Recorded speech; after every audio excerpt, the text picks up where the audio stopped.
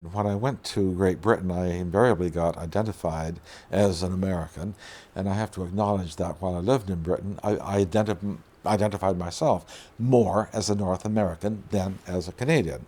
But there is something good about being Canadian when people think of you as representing, say, all the good aspects of North American life, good universities, good colleges.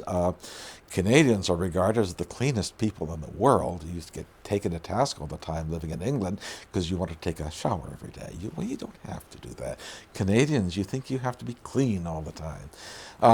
That can be good, but we have our natural environment, and everybody in the world seems to respect Canadians. Few people know much about Canadians, but the feeling is that you are progressive, good, you're accommodating. Your Canadian soldiers will be appearing all over the world on behalf of NATO or the United Nations.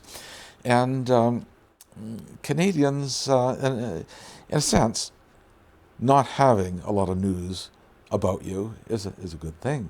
No news is good news.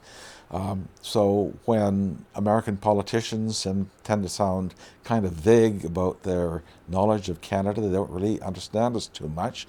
A lot of it has to do with the fact, and it's been confessed by them, a lot of them, that well, that's good because every other country in this hemisphere, they seem to be worried about. They're concerned about the Mexican border. They're concerned about Cuba. They're worried about that. Therefore, they're in the news. They know about them. Thank God we have this country north of us, which we don't have to worry about at all, except some people might worry that terrorists might come through our borders. That's the biggest worry they seem to have about us. So the fact that across the world that we're so appreciated, I think, is the good thing about being a Canadian.